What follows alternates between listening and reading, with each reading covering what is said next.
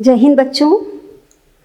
आज हम पढ़ने जा रहे हैं class 12th physics unit number 6 optics. इसके अंतर्गत ray optics and optical instrument, किरण प्रकाशिकी एवं प्रकाशी यंत्र पार्ट 2।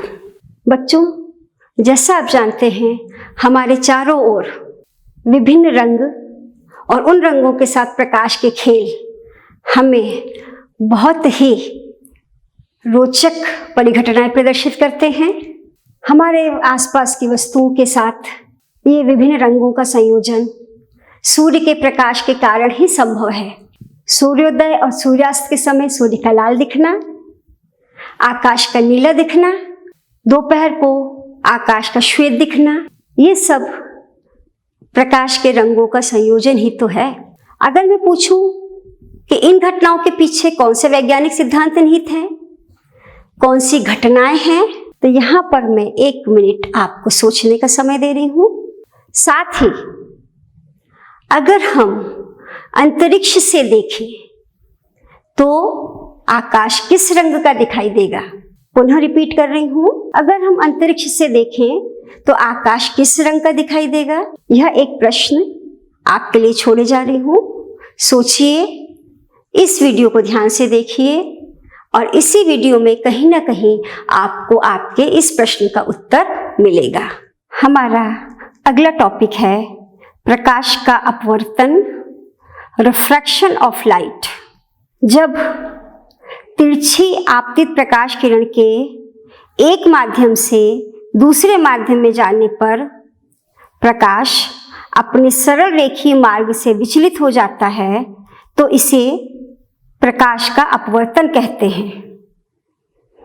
जब प्रकाश सघन माध्यम से विरल माध्यम में जाता है तो वह अभिलंब की ओर झुक जाता है, तथा जब विरल माध्यम से सघन माध्यम में प्रकाश किरण प्रवेश करती है तो वह अभिलंब की ओर झुक जाती है, जैसा कि आप संलग्न चित्र में देख रहे हैं। अपवर्तन के नियम: पहला, आपतित किरण, अभिलंब तथा अपवर्तित किरणें तीनों एक ही तल में होते हैं। दूसरा नियम, आपतन कोण की साइन तथा अपवर्तन कोण की साइन का अनुपात एक नियतांक होता है, जिसे दूसरे माध्यम का पहले माध्यम के सापेक्ष अपवर्तनांक कहते हैं और इसे म्यू से प्रदर्शित करते हैं। गणितीय रूप में यदि आपतन कोण I तथा अपवर्तन कोण R हो तो mu is equal to sine I upon sine R। इस नियम को स्नेल का नियम भी कहते हैं। प्रकाश की उत्क्रमणीयता का सिद्धांत, principle of reversibility of light. जब कोई प्रकाश किरण एक माध्यम से दूसरे माध्यम में अपवर्तित होती है तो वह अपने मार्ग से विचलित हो जाती है। अब हम यदि उसके मार्ग को उलट दें तो प्रकाश किरण जिस मार्ग से प्रवेश करती है उसी मार्ग से वह विपरीत दिशा में लौट जाती है। इसे प्रकाश का उत्क्रमणीयता का सिद्धांत कहते हैं। गणितीय रूप में 1μ2 इज इक्वल टू 1/2μ1। इसे हम और स्पष्ट कर सकते हैं। यदि वायु के सापेक्ष कांच का अपवर्तनांक aμg इज इक्वल टू 3/2 हो तो कांच के सापेक्ष वायु का अपवर्तनांक gμa इज इक्वल टू 2/3। अब आप देखिए, हम एक बहुत महत्वपूर्ण संबंध पर आ रहे हैं। यह है वास्तविक गहराई, आभासी गहराई तथा अपवर्तनांक में संबंध, relationship between real depth, apparent depth and refractive index. सघन माध्यम में स्थित किसी वस्तु को विरल माध्यम से देखने पर इसकी आभासी गहराई वास्तविक गहराई से कम प्रतीत होती है। यदि वस्तु की वास्तविक गहराई h तथा आभासी गहराई h डैश है तो a mu w is equal to वस्तु की वास्तविक गहराई h अपॉन वस्तु की आभासी गहराई h डैश। इसके विपरीत विरल माध्यम में स्थित वस्तु को सघन माध्यम से देखें तो वह हमें ऊंची उठी हुई प्रतीत होती है। दैनिक जीवन में अपवर्तन के कुछ उदाहरण जो आप देखते हैं और अनुभव भी करते हैं। सीधी छड़ या पेंसिल का जल में डूबा भाग मुड़ा हुआ दिखाई देना, स्वच्छ जल के तालाब की गहराई वास्तविक गहराई से कम प्रतीत होना, बर्तन में रखा अदृश्य सिक्का बर्तन में जल भर देने पर दिखाई देना, सूर्य तथा तारे अपनी वास्तविक स्थिति से ऊंचे दिखाई देना, क्षितिज से नीचे होने पर भी सूर्य दिखाई देना, रात्रि में तारे टिमटिमाते हुए प्रतीत होना किंतु चंद्रमा का नहीं। ये सब दैनिक जीवन में अपवर्तन के उदाहरण हैं। अब एक बहुत महत्वपूर्ण बिंदु, क्रांतिक कोण, critical angle which is represented by IC। क्रांतिक कोण सघन माध्यम में वह आपतन कोण है जिसके लिए विरल माध्यम में अपवर्तन कोण 90 डिग्री होता है। अब जब आपने क्रांतिक कोण IC को पढ़ा तो इसका अपवर्तनांक से क्या संबंध होगा, आइए हम देखते हैं। यदि प्रकाश कांच से वायु में सघन माध्यम से विरल माध्यम में प्रवेश कर रहा हो और आपतन कोण का मान क्रांतिक कोण के बराबर हो तो sine IC is equal to 1 upon a mu g या a mu g is equal to cosec IC। प्रकाश की एक अत्यंत भव्य परिघटना है पूर्ण आंतरिक परावर्तन।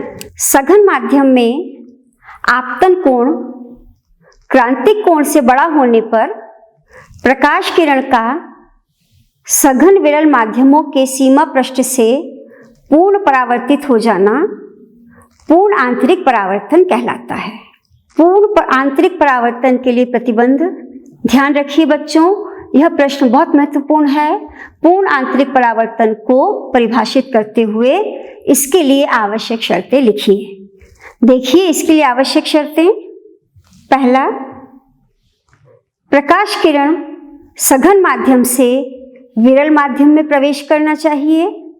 और दूसरा, सघन माध्यम में प्रकाश किरण का आपतन कोण माध्यमों के संगत क्रांतिक कोण से अधिक होना चाहिए, अर्थात I is greater than IC। और जब यह रंग बिरंगी परिघटना है तो हम इसके कुछ उदाहरण भी देख लेते हैं। जल में रखी खाली परख नली का चमकीला दिखाई देना, हीरे की चमक, और हाँ बहुत महत्वपूर्ण, रेगिस्तान में मरीचिका। जैसा आप चित्र में देख रहे हैं रेगिस्तान में मरीचिका स्पष्ट है। कभी कभी रेगिस्तान में पूर्ण आंतरिक परावर्तन के कारण वृक्ष का उल्टा प्रतिबिंब दिखाई देता है जिससे वहां जलाशय के होने का भ्रम होता है। इसे रेगिस्तान की मरीचिका कहते हैं। अब आते हैं पूर्ण आंतरिक परावर्तन के उपयोग पर। Applications of total internal reflection. पूर्ण आंतरिक परावर्तन के दो मुख्य उपयोग हैं। पहला पूर्ण परावर्तक प्रिज्म और दूसरा प्रकाशिक तंतु ऑप्टिकल फाइबर। आइए अब हम पहला उपयोग पूर्ण परावर्तक प्रिज्म पर अध्ययन करते हैं। Total reflecting prism. पूर्ण परावर्तक प्रिज्म एक ऐसा प्रिज्म है जिसका एक कोण समकोण तथा शेष दो कोण 45 डिग्री के होते हैं। यह प्रिज्म पूर्ण आंतरिक परावर्तन के सिद्धांत पर कार्य करता है। जब हम पूर्ण परावर्तक प्रिज्म का उपयोग करते हैं तो हम इसे 3 प्रकार से करते हैं। आप चित्र में देख रहे हैं। पहला 90 डिग्री के लिए विचलन, इसका उपयोग पेरिस्कोप में समतल दर्पण के स्थान पर किया जाता है।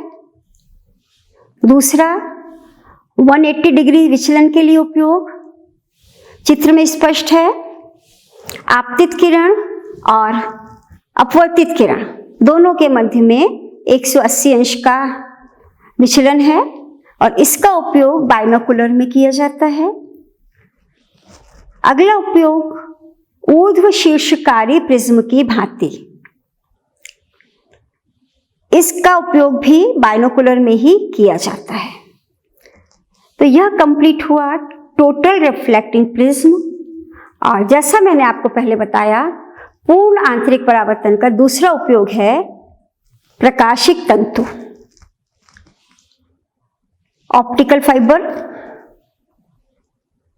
प्रकाशिक तंतु पूर्ण आंतरिक परावर्तन के सिद्धांत पर आधारित एक ऐसी युक्ति है जिसके द्वारा प्रकाश सिग्नल को इसकी तीव्रता में बिना क्षय हुए एक स्थान से दूसरे स्थान तक, चाहे जितने भी टेढ़े मेढ़े मार्ग हों, स्थानांतरित किया जा सकता है।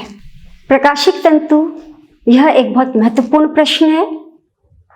प्रकाशिक तंतु का वर्णन निम्न शीर्षकों के अंतर्गत कीजिए। पहला सिद्धांत, दूसरा संरचना, क्रियाविधि और इसके उपयोग। तो यह आपको बहुत अच्छे से समझ में आया होगा, इसको ध्यान से पढ़िए। प्रकाशिक तंतु के प्रमुख उपयोग प्रकाश सिग्नलों के दूरसंचार में, मनुष्य के शरीर के आंतरिक भागों का परीक्षण करने में, शरीर के अंदर लेजर किरणों को भेजने में आदि। अब हम आते हैं स्फेरिकल सरफेस गोली पृष्ठ पर। गोली पृष्ठ पर प्रकाश का अपवर्तन।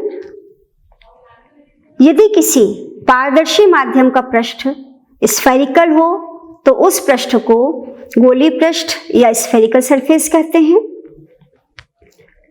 स्फेरिकल सरफेस 2 प्रकार के होते हैं। पहला उत्तल या कॉन्वेक्स सरफेस और दूसरा अवतल या कॉनकेव सरफेस। चित्र में उत्तल गोली पृष्ठ पर अपवर्तन प्रदर्शित है, refraction at a convex spherical surface.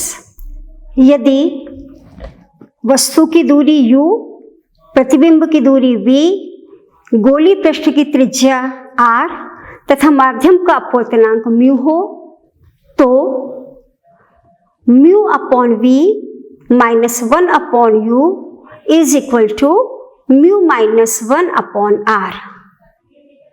यह सूत्र उत्तल पृष्ठ पर अपवर्तन का सूत्र है जो कि अवतल पृष्ठ पर भी लागू होता है। Lens and kinds of lenses, lens तथा लेंस के प्रकार।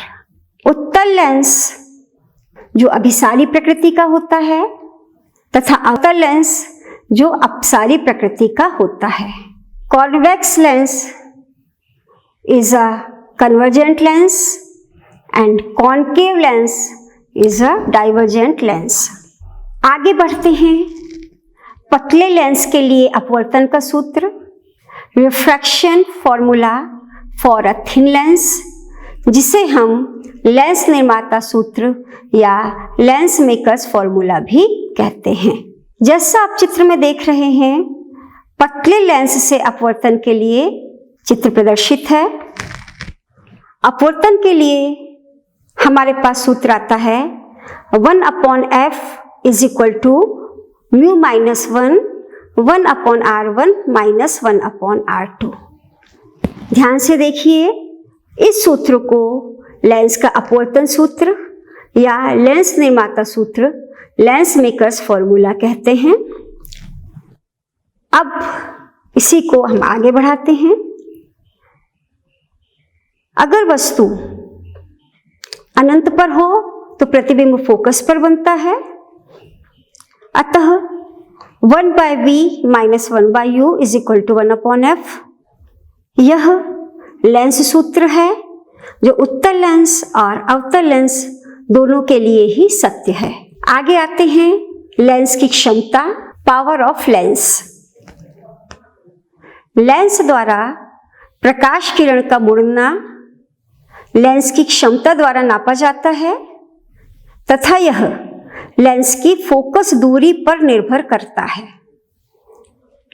एक पतले लेंस की क्षमता उसकी फोकस दूरी के व्युत्क्रम के बराबर होती है। क्षमता का मात्रक डायोप्टर, जिसे हम कैपिटल डी द्वारा प्रदर्शित करते हैं।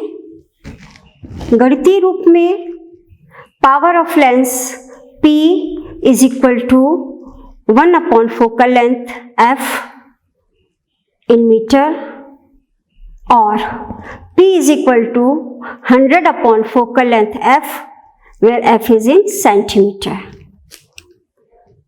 उत्तल लेंस की क्षमता धनात्मक तथा अवतल लेंस की क्षमता ऋणात्मक होती है।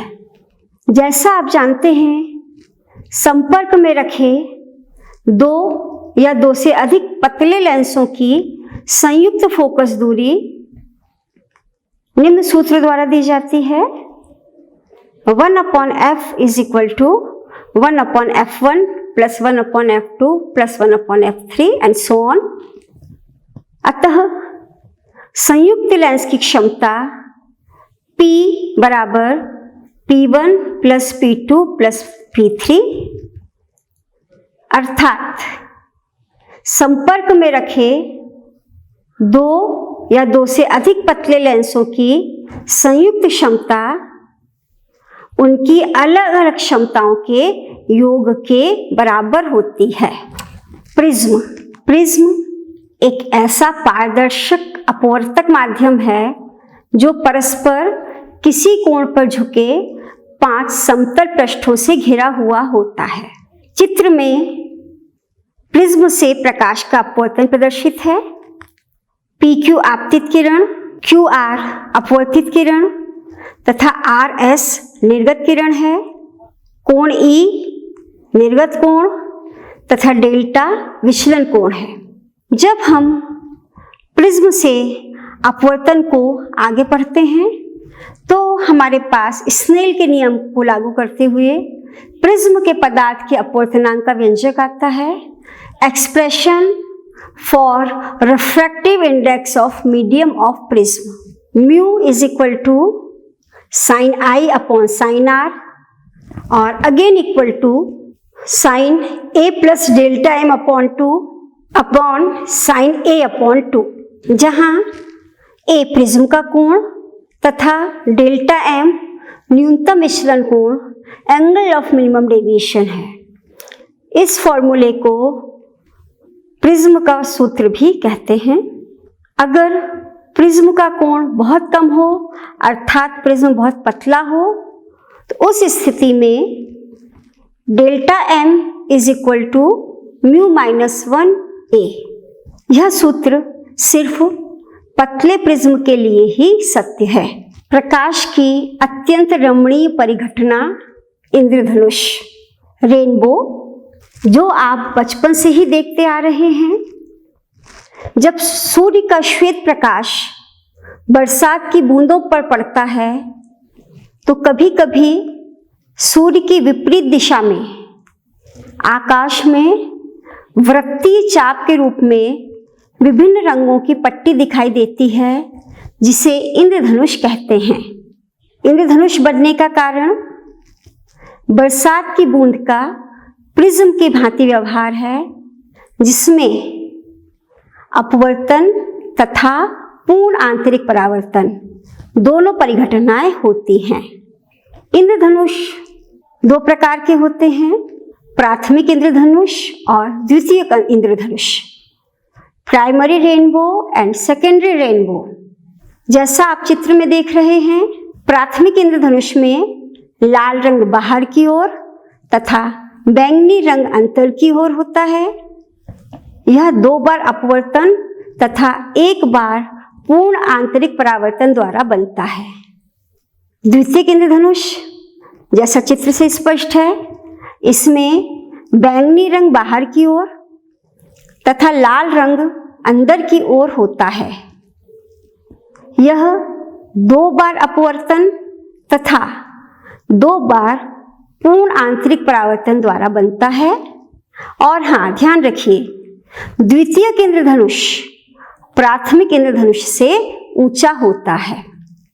अगली घटना जिसमें सर सीवी रमन को नोबेल पुरस्कार प्राप्त हुआ था भौतिकी के क्षेत्र में, प्रकाश का प्रकीर्णन, स्कैटरिंग ऑफ लाइट। जब प्रकाश ऐसे कणों पर पड़ता है जिनका आकार प्रकाश की तरंगदैर्घ्य से छोटा होता है, तो प्रकाश विभिन्न दिशाओं में बिखर जाता है। इसे प्रकीर्णन कहते हैं। प्रकीर्णित प्रकाश की तीव्रता प्रकाश की तरंगदैर्घ्य की चतुर्थ घात के व्युत्क्रमानुपाती होती है, अर्थात I is proportional to 1/λ⁴, or we can say I is inversely proportional to λ⁴। चूंकि बैंगनी रंग के प्रकाश की तरंगदैर्घ्य सबसे छोटी तथा लाल रंग के प्रकाश की तरंगदैर्घ्य सबसे बड़ी होती है, इसलिए सूर्य के प्रकाश में से धूल आदि के कणों द्वारा बैंगनी प्रकाश का प्रकीर्णन सबसे अधिक तथा लाल रंग का प्रकीर्णन सबसे कम होता है। अब मैंने आपको शुरू में कहा था कि अगर आप अंतरिक्ष में से देखेंगे तो आकाश कैसा दिखाई देगा, और लीजिए अब आपके पास उस प्रश्न का उत्तर आ गया। अंतरिक्ष से देखने पर आकाश काला दिखाई देगा।